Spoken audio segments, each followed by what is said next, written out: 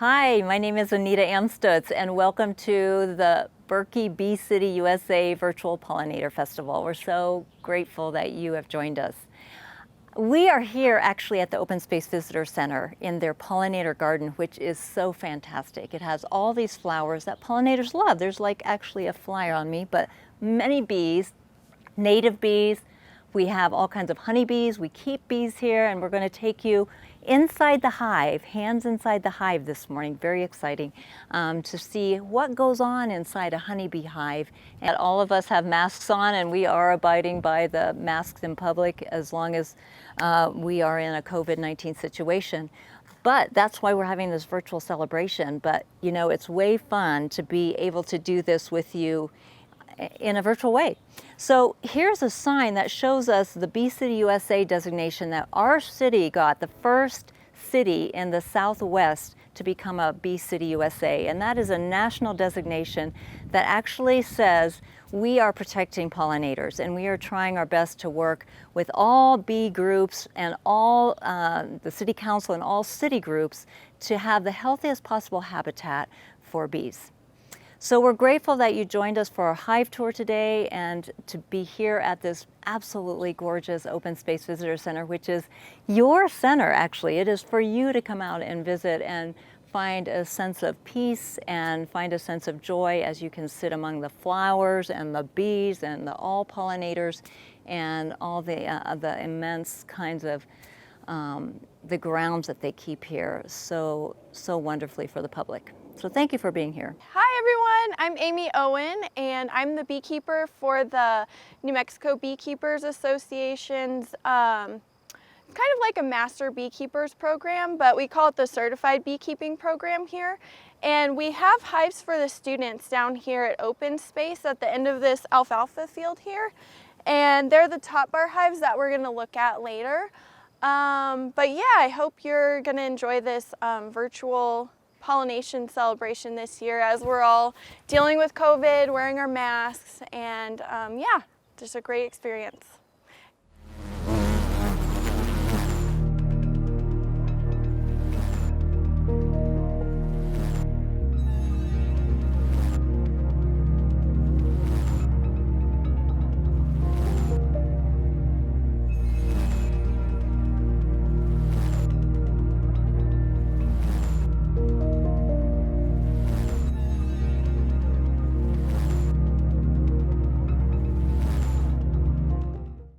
Bees are considered agricultural, but they're actually wild creatures. They're not domesticated in the way we think of domesticated cows and sheep and such. You know, bees are really wild, and there's a lot that we still don't know about them. We learn something, and then they teach us something new, and we learn some more, and then we're mystified by what's going on in the beehive.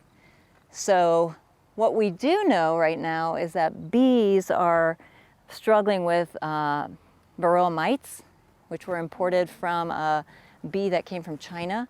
And we're also dealing with Varroa, all kinds of parasitic diseases that go along with that, as well as foul brood. So Amy can talk about some of that when she's in the hive. So bees have a lot against them, arrayed against them, and they're so critical for our food system, as we know. 1 out of 3 bites are due to bees, gratis to bees. But you can help, because any native plants that you put in your backyard, anytime you support them with flowers and flowering bushes and flowering trees that are native to New Mexico, that will help them immensely to have food. Mm-hmm. Or plant your gardens. They love anything with flowers, flowering things. Yeah, they love herbs. Herbs, yes. Plant an herb garden. So we start by this. So this is our smoker, or my smoker. And what I like to do is put manure in it, because it burns slowly, and the smoke from it is nice and cool, so the bees aren't agitated and getting burned while we give them smoke. So we can go ahead and walk over here. And Amy, what's the purpose of smoking bees? Tell me, because I know some people are like, wow, that's not very nice. Why should we smoke bees?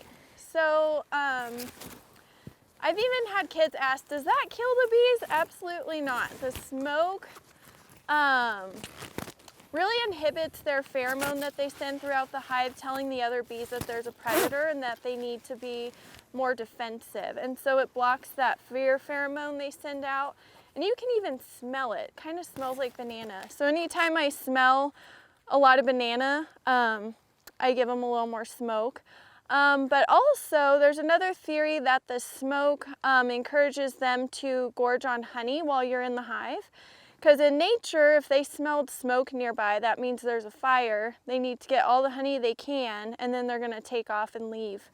And so, yeah, it might be twofold what smoke does, but it So helps. just a little bit. We Just never a want little to bit. overdo it. Like bees, you know, it's insulting to them to put too much smoke on them. Just enough to let them know that something's changed here and they need to be on, you know, be aware that something's different. Yeah, so I give them a few puffs of smoke at the entrance and kind of where the vents are. I always think of it as like, I'm just letting them know I'm coming.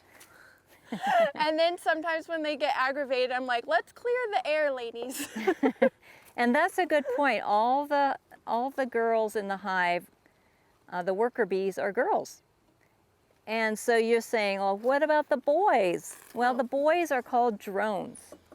And they usually, the queen will lay drone eggs maybe once a year, maybe twice a year, spring and into summer if she needs to, if she knows that the queens need to be mated.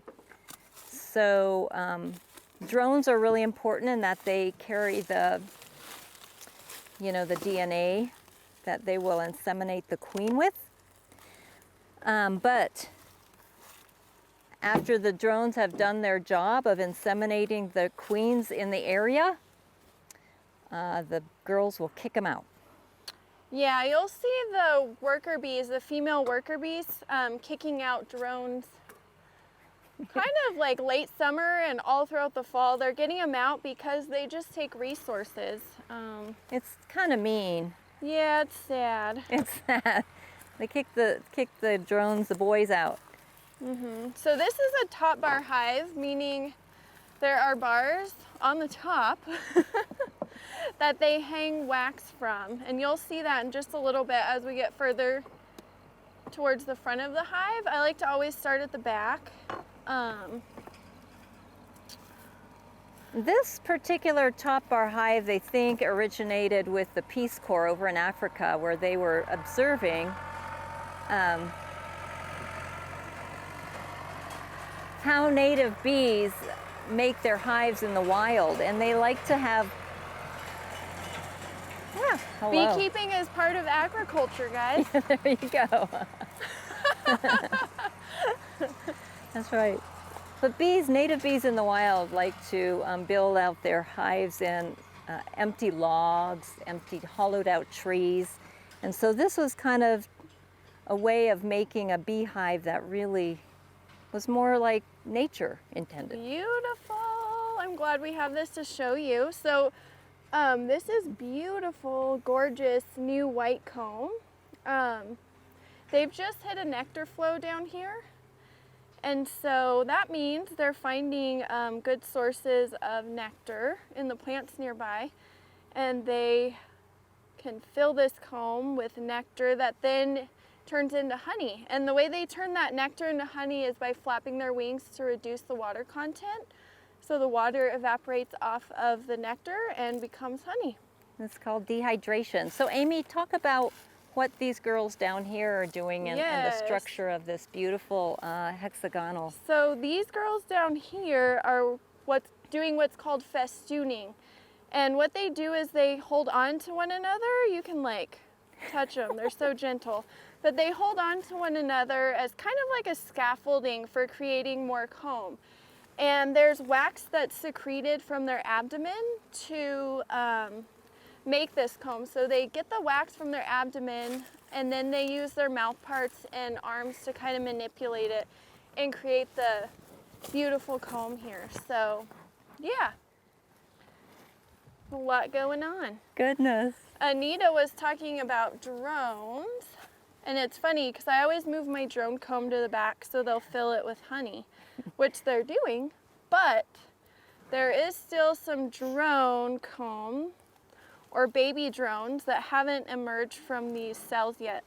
You see that papery Looks like peanuts. right here? That's all baby droned inside of there. So you can see up here it's capped honey, has like that waxy finish when it's capped, but bee brood has kind of more of a papery covering of wax, like these drones right here. And so these drones have emerged and then they've filled that with honey, but these are still gonna emerge later. And that's because the queen likes to start in the middle when she's laying and then go out in a circular pattern. So you'll kind of see that pattern in your colonies. The outside will emerge first, and then she'll sometimes go back in and lay again. And it's really neat Hey, Amy, why to watch. Why are those different than? How are those different than regular female girl bees? Girl bees, so the drones, I'll show you. Yeah, those big guys. These big guys. And the reason I can do that so easily is they don't have a stinger. See this little guy? They make great pets. Yes. Yeah, You can they're put cute. a little thread on them and fly them around. Yeah, No, I just give kidding. them to my kids though, if one's been kicked out. But they're different than the worker bees. They stink. This one's emerging right here. But they're different in that they don't go out and collect pollen and nectar. Their sole job, like Anita was saying earlier, is to find a queen and mate with her. And there is some research that they're finding perhaps they do have other tasks, but as we know it, their sole task is to mate with a queen.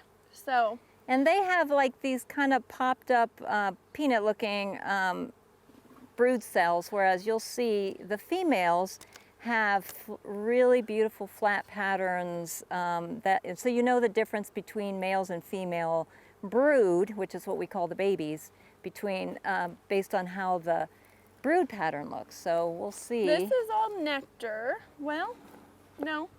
The queen bee went back and laid in this smaller comb down here. See how these cells, the cells on the other comb were bigger? These smaller cells are worker brood cells. So that's where the female workers are laid by the queen. And she's gone back and you can see larvae in these cells. And I don't know if you can hopefully zoom we in can. that far. But there's little white plump larvae growing inside of those cells. So. Kids, how many sides of a hexagon are there? I mean, that's what the cells are made of, right? Hexagons? Right, hexagon. Guess yeah. how many sided cells are a honeybee comb? Hexagon is 6 sides. 6 sides. I'm like, I'm gonna say it wrong. Okay. I'm nervous. All right, so here, okay, this is like an educational bar. Yes.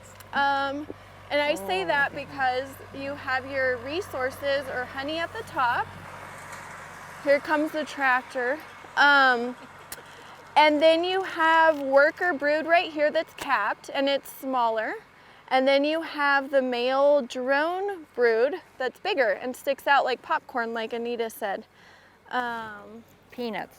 Peanuts. And popcorn. And popcorn. Think of all the food. snacks All the snacks. that our bees help us eat. Yeah, that's right. But yeah, that's a great bar to show you just the difference in brood comb and worker comb. If we see the queen, we'll try to point her Yeah, out. I haven't been looking too closely like I that's- should. Always very exciting to see the queen. You know, it knows she's alive and well. Long live the queen. Yes, and you're always wanting to look for her in the hive to make sure your hive's queen right. You want to make sure you either see eggs or the queen. And this is queen right. This is a Yes, good hive. There's brood. Yeah, I love this hive. So you don't see, so tell us a little bit about the specialization of tasks, Amy, as they come out of the brood, the babies. Yeah, so this is an excellent bar of brood. Sorry, I'm almost distracted by it, but Good, like beautiful. Anita said, we get a little Mesmerized. mesmerized by the bees always. But So the different tasks the worker bees have that we keep talking about, they do all this work, right? Well, what work do they do? Well, their first job after they've emerged from this comb is they go back into the cell they emerged from and they clean it out, because that's where they've pupated. Kind of like a caterpillar pupates and turns into a butterfly, that white larva, which is down here, pupates after it's capped and turns into a bee. So she'll go back, clean out her cell, and then I think the next task she'll have is a nurse bee. So she's gonna go stay in the hive and take care of the larvae, which are fed, I think, thousands of times a day by all the little worker bees around it. So her next task is to be that nurse bee and take care of the colony inside the hive. Another task they have is wax making. So when they're in that phase, which is usually spring, early summer, they're building up a little bit, secreting more wax, and they'll create comb, they'll cap honey, they'll cap brood, and then, can you hear me okay? And then their last job, after they've, been a nurse bee, cleaned out their cell, created wax. You know what? Guard bees. I was gonna say foragers are the last, but we also have guard bees. There's bees that have to protect the hive from intruders like ourselves. These bees are so nice.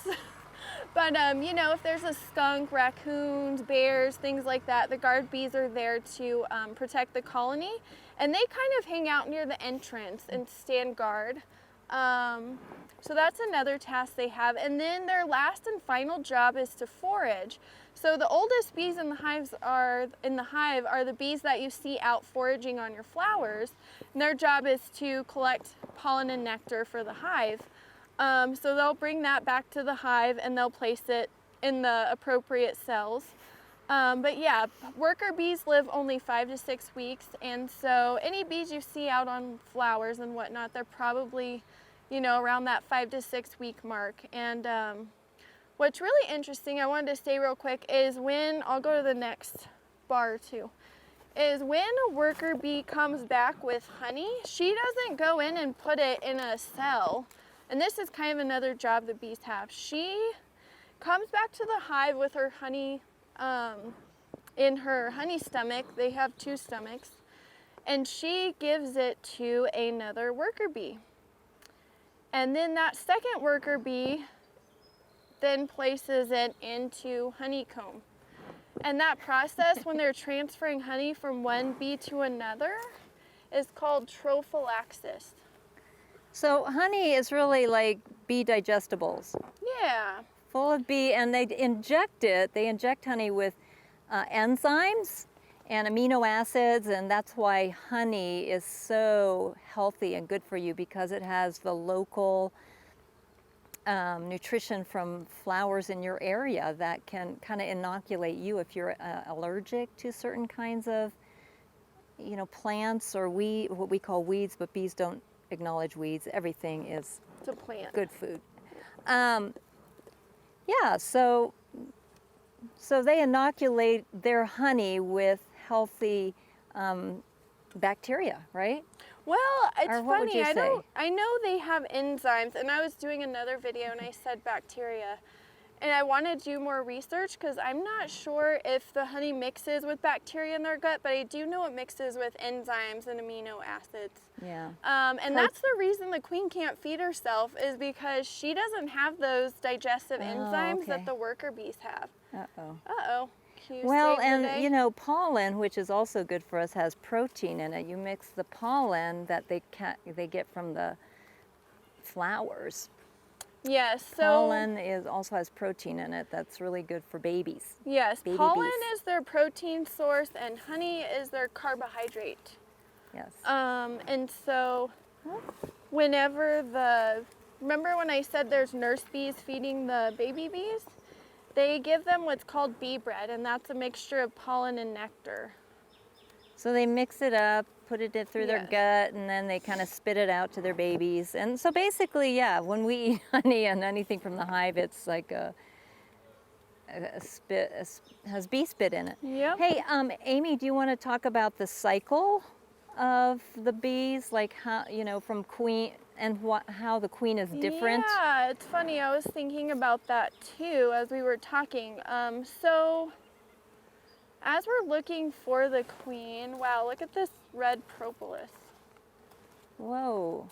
Oh, You see that? I don't think that's red pollen. orange. That is beautiful. Yeah, That's right. propolis, and right that's the there. resin from trees and plants they get. Oh, that's propolis. That's I not, think that's so. not, See that's how pollen. shiny it is? And look at this butterfly. Isn't that? Oh my goodness! The butterfly came to visit us. I could be wrong. It could be pollen, but I think it's red propolis. Really? And that's what they use to seal up the hive. See all this sticky stuff? I get Yeah. see, here's some of that red propolis. Oh my gosh! That's I propolis. know, I wish I knew what plant that was from. You know, I just want to say quickly that everything from the hive, I mean, we think of what bees give us as a gift, and that's why I think as honey beekeepers, we honor them because we want to reverence them because everything from the hive is a gift. From honey, pollen, it's for medicinal purposes. Even the propolis, right? Yes. Propolis is medicinal because it has, I mean, I make it in with like, you mix it with alcohol and create it's kind of like an essence of propolis that is antibacterial. Maybe even antiviral, I don't know, but antibacterial for sure. And people use it for mouthwashes. I use it to paint the inside of the hive because I like to. Keeps the bees healthy. Yeah, it's medicinal for the bees, and it can be medicinal for us too. But anyway, there's lots of So we got to, yeah, see, we're always distracted. lots of boys in there. Yeah. That's what mine's doing too at home. I just don't know what to do with them. But we wanted to talk a little bit about the cycle of like an entire colony. And so we were mentioning like a queen and worker bees. And I wanted to say that any egg in the hive that the queen is the only one that lays eggs. Aw. That egg she lays, if it's fertilized, she can lay a fertilized or unfertilized egg. But if it's a fertile egg that she lays, it has the potential of becoming another Oh wait, queen there's a waggle dance right here. for the first 3 days. We're looking for sorry. a waggle dance. There was a waggle dance. We can talk about that afterwards, but Yeah, it'd be great to catch it on camera where they're I'll be looking while I talk. vibrating their butts. Okay, but So see all this honey Oh my coming gosh, in? yeah. They make the wax all fat like that when they're on a nectar flow. But anyways, so that egg that the queen lays, the first 3 days before it becomes larva, it has the potential of becoming a queen if it's fed only royal jelly. But after that 3rd day, bees begin to feed the larva that mix of bee bread that I was telling you about.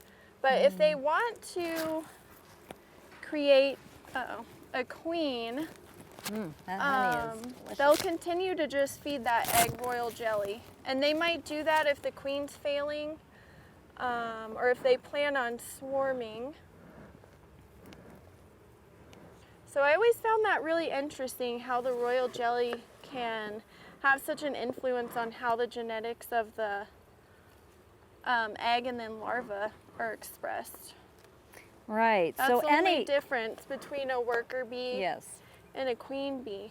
Any of these like worker bees could become a queen. It just depends on whether they're fed the royal jelly and how long, because sometimes we have problems with average workers thinking they're queens if the hive goes queenless. There's a waggle dance. Yeah, right here. They kind of shake their bodies really quickly, and what they're trying to do is alert their hive mates to a nectar flow somewhere. You know, it's like, hey, and there's a whole sequence that they do. It's like scientifically researched about how they move their body and orient towards the sun, and they're moving around and saying, hey, go this direction, turn left, go east, you know. And then there's a big nectar flow there. So it's pretty amazing how bees communicate. They're really social creatures. very social creatures like we are, and they can teach us a lot about communication and how to work together. I think that's the biggest thing that I love about bees is they teach us how we can work together for the good of the whole. Yes, Good this of the is all whole honey. hive. And they get heavy as these Wow. bars fill with honey. Wow, that is amazing.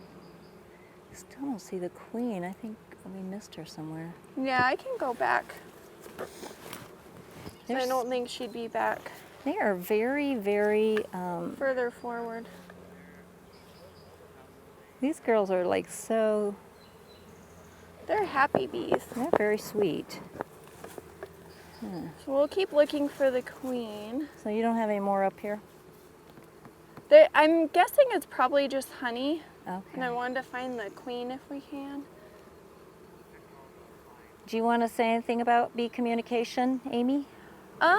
Well, the one thing I was thinking about when we were talking about how bees communicate was how a lot of their communication is done through smell. Like I said, they send pheromones throughout the hive. And I wish, I should have looked this up, but their smell is so much better than ours. And they can smell things that we can't even imagine that they could detect by smell.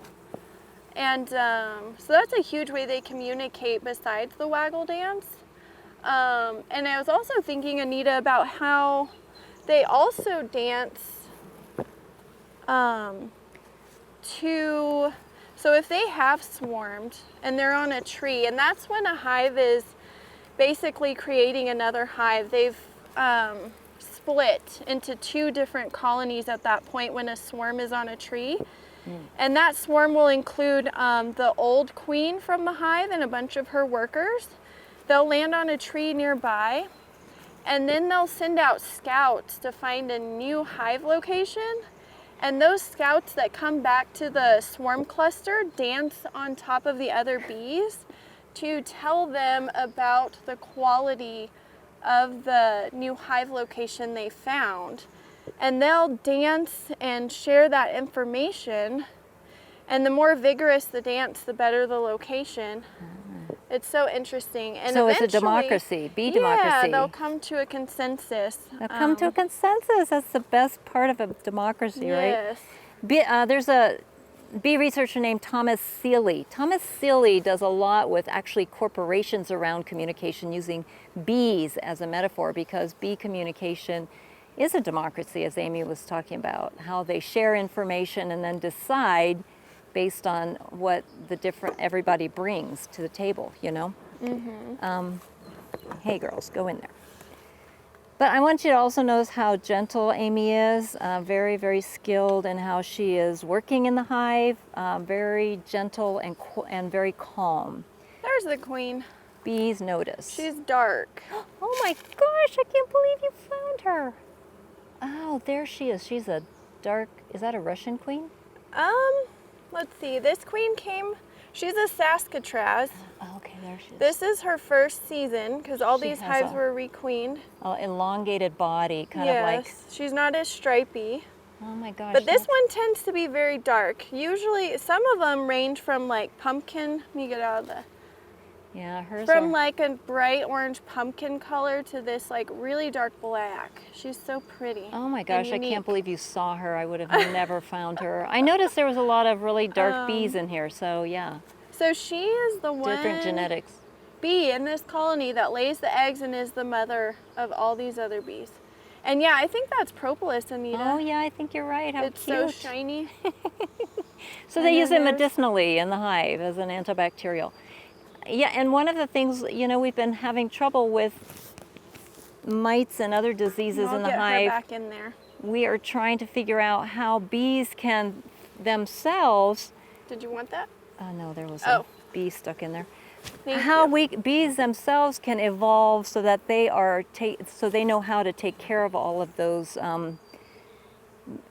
problems, you know, and they're learning how to do that. I see my queens not laying in diseased Combs comb or old comb. Well, in comb that is diseased, like has different cells that might have a disease in it, they will avoid it and they'll put honey in there instead. So, yeah.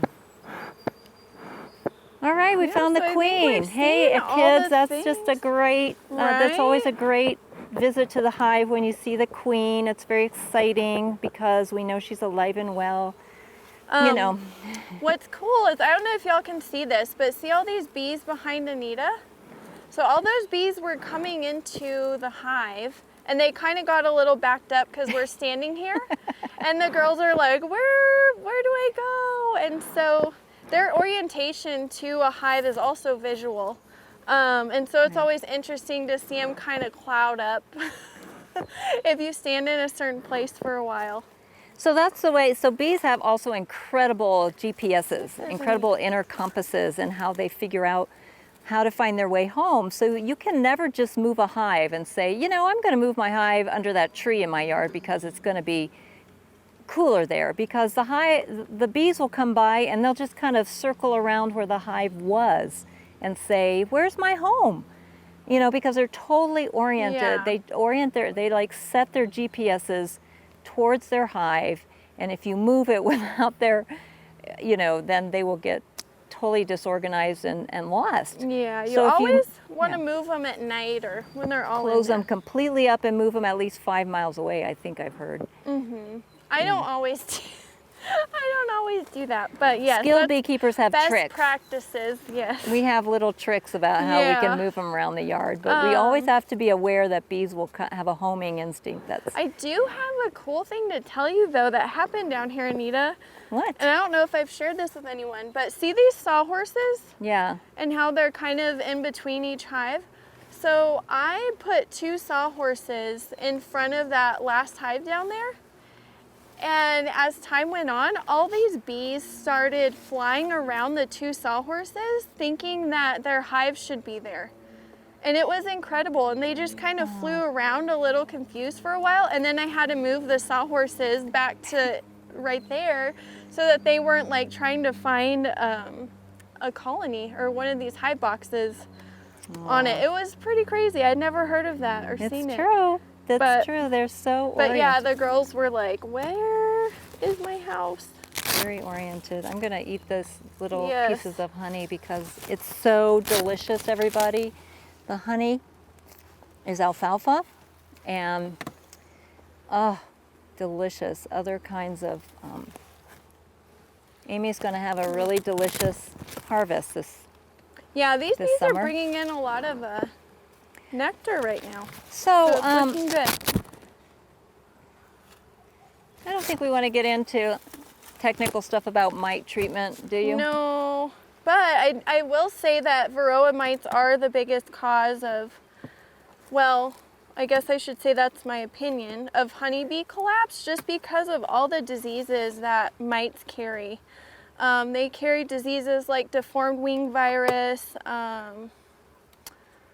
gosh, what else? All sorts of awful things that just really decimate a hive. And probably the worst thing that mites do is they deplete the fat body cells of the bee, which contains their immune system and so many important things for the bee. And their fat bodies are how they survive winter. And so if you don't keep Varroa under control and you go into winter with a colony that has had a high mite load, it's highly unlikely that they're going to survive the winter. So that's the biggest thing beekeepers are learning to test and treat, and a lot of treatments are no longer working, like chemicals, because the mites become immune, but we're learning how to work with the bees to keep them healthy. I also want to say that it's really important to note that bees are very sensitive to chemicals. So when you use chemicals, or the city uses chemicals on public spaces, they can cause, they've been known to cause infertility for the queen. They can cause, especially insecticides, there's pesticides that are really dangerous. Bees are like the canary in the mine. They don't help us any either. So how do we use alternatives to pesticides and insecticides that cause reduce the immune system of the whole hive. You know, bees are, it's not just one bee, it's the immune system of the whole hive. So reducing pesticides and insecticides, especially in your backyards, friends, is really important. We work with the city trying to do that. And also habitat loss is so huge for bees, native bees and honeybees, you know, cutting down their natural habitat or reducing that. So that's why you guys get to plant flowers and bushes and flowering trees that are native plants here, because that can boost their food source, and then they can do their business of pollinating our food source. So we really ask you to go to your local nursery and ask them what are best pollinator plants, and that would be fabulous for all of our bees. You know, we have how many bees? I mean, we probably have like how many bees of native bees in the whole country? We have like, is it 2,000 total, or is that 2,000, like 2,000 some here? I can't. 2,000 in the country, and then in this state alone, we have like, I don't know, 500 to 700 of them. Yeah, we're one of the more variable places for native bees because a lot of native bees live in the ground.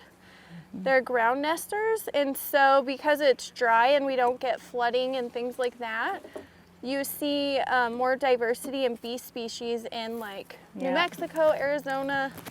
California has the most, I think, species, but California is also bigger. But yeah, we get a lot of native bees here in the dry desert because they can nest in the ground. Bumblebees are one native bee. Bumblebees, and there's so many different tiny bees you can't even see all the time. They're but beautiful. These are honeybees. These were imported from Europe originally. Honeybees we like them because they give us honey. But native bees are also incredible pollinators, almost more efficient than honeybees. So, well, we're going to do a question and answer after we thank you, Amy. Thank you, Amy. Thank you, Anita. But quick, tell us about this hive. It's, you know, versus some of the other hives you know about, like the Langstroth and whatnot. What are these differences? Okay, so, well, I think before we talk about that, I'll mention, like, if the bees were in a tree, like the one behind us, and there was like an empty cavity and they decided to build a hive there, they would kind of start at the bottom and build their way up, and then maybe go back down to the bottom later after it had been cleaned out by wax moss or whatever. So they kind of have a tendency to build up. And these top bar hives were kind of taking that concept, and I guess I should say the tree falls, right? They're building sideways. And that's what this top bar hive is. It is kind of like a colony in a tree trunk or in a log, you can imagine it.